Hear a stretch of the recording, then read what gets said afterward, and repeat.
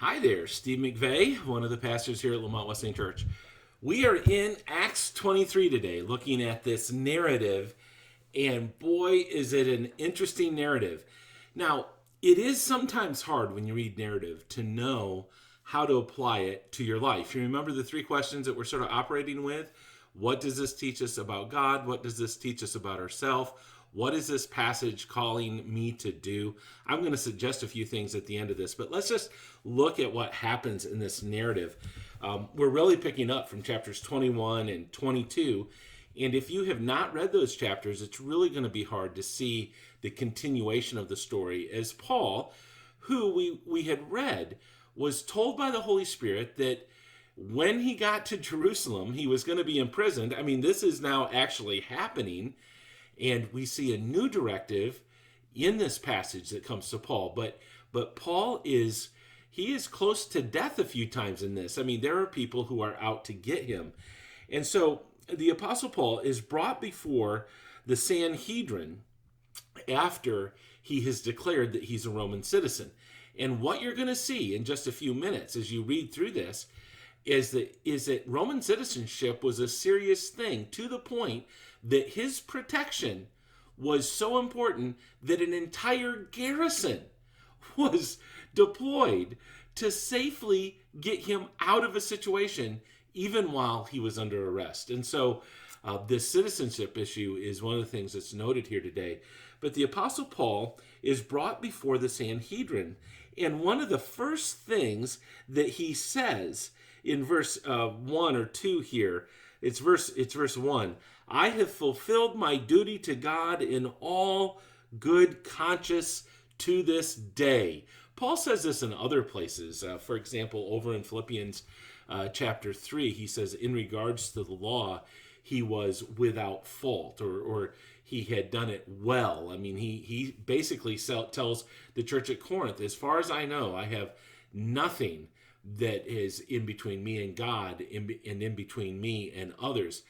And the high priest, Ananias, who, by the way, isn't rightly a priest, he isn't from the line of Aaron. Like if you were to go back and look at the Old Testament, there's a certain tribe, a certain family that should have been in the priestly line. He wasn't a part of that. He was actually a Roman appointed high priest.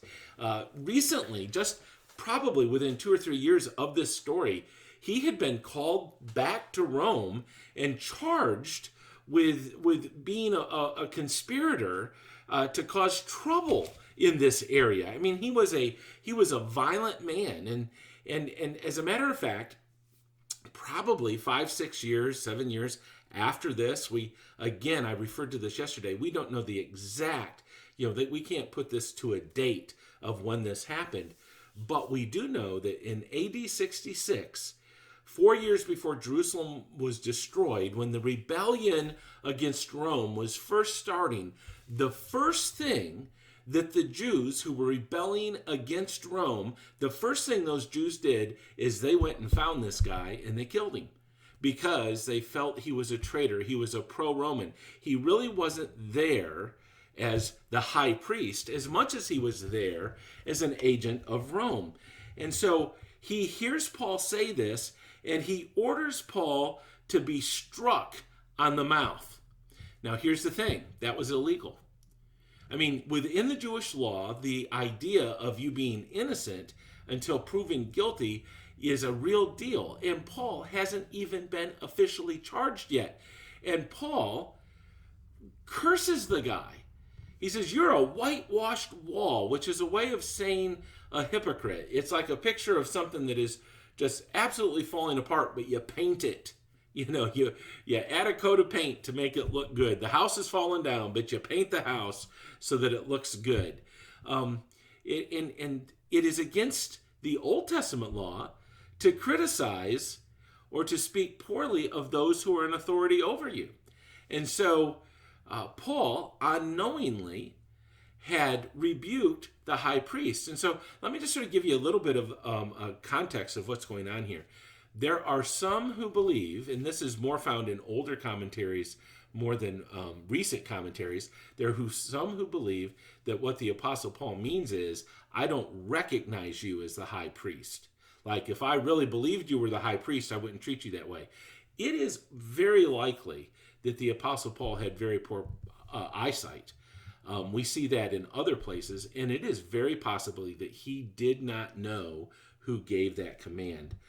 But he says, brothers, verse 5, brothers, I did not realize that he was the high priest, for it is written, do not speak evil about the ruler of your people. And so he acknowledges that he would not have said that if he had known that it was the high priest. And boy, there's to me there's some confusing things in this chapter. But what I see Paul saying is that if he is under a ruler, even if that ruler isn't legitimate, he's going to be very careful about what he says about that ruler. I mean, that's an interesting thought. It's certainly not a thought that fits our idea of citizenship in the United States and free speech. And I'll just let you wrestle with that. I don't know what the answers are. But then the Apostle Paul, seeing that this is going nowhere, he changes his tactics. And here's what he does. He realizes that he's dealing with a political situation. And guess what the truth is when it comes to political situations? The truth is there is no truth.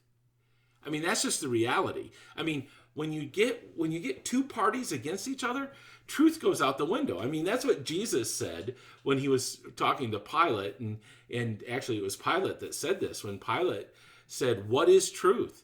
I mean, Pilate understood there were two parties. Neither one of them cared about the truth. They both cared about power. And so you have these two parties, the Pharisees, who were rather conservative, the Sadducees, who would be the modern day liberal. Paul knows these two parties well because before he was a Christian, he was a Pharisee.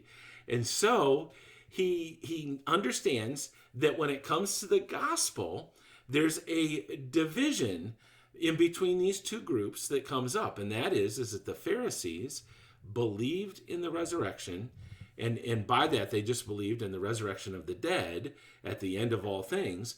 And the Sadducees simply did not. And so he decides to just blow the thing up. Since he knows it's not about truth, he just says, hey, I am actually on trial here because of my hope in the resurrection, which immediately puts these two groups fighting each other, because when it comes to partisan stuff, partisans are just more interested in their party view than they are in the truth. And that's just a reality. And so Paul ends up having to be rescued out of this. I mean, the Romans, who are now responsible for his health because he is a Roman citizen, they pull him out of that setting. And it is then that we find this interesting note in verse 11.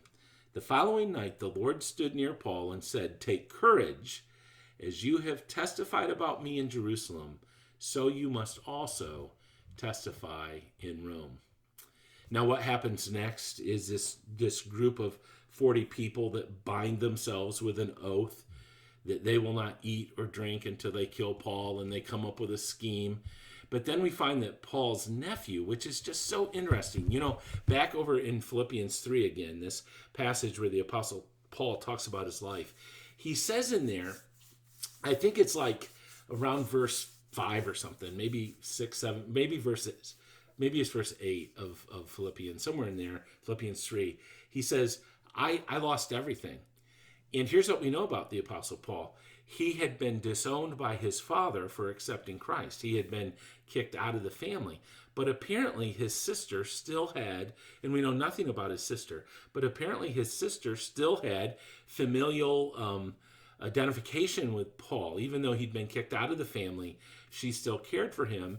And her son, who was no doubt a devout Jew, heard the plot of the devout Jews, and Paul found a way of getting him to the commander, and this entire garrison takes Paul out of the city.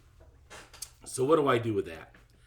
What does this teach me about God? What does this teach me about myself? What does this call me to do? Here's what I'm going to suggest for you today. in the confusion of politics. I mean, isn't there part of the story that just sounds like the culture we live in today? Different people, and I hesitate to even try to bring this to light in a different way for fear of you thinking that I'm taking one side or the other, because trust me, I don't. But you have people in positions of power that shouldn't be. You have people that aren't interested in the truth. They're just interested in power. You have Paul being used as a pawn, and there's all sorts of evil plots afoot. And here's the thing I want you to see. Here's what we know about God. God just absolutely can work in and through all of that for his purposes. He's saying Paul is going to Rome, and guess what? Paul is going to Rome. And listen to what he says. Take courage, Paul. That's what the angel says. What should I know in confusing times like this? Even if my life is upside down, even if I'm in jail for declaring the truth, take courage. God is in control. And what is this calling me to do? I want to tell you what I think it's calling you to do. And if you didn't watch yesterday, this might not make sense. He's calling you, even in all this confusion, to still be praying that there'd be someone that you could share your faith with today. That there'd be some way that you could spread the gospel, even in all this confusion. And so that is the study for today. Guys, I love you. Thanks for hanging in there. Reading these narratives is tough sometimes. I appreciate that. You take care. We will see you tomorrow.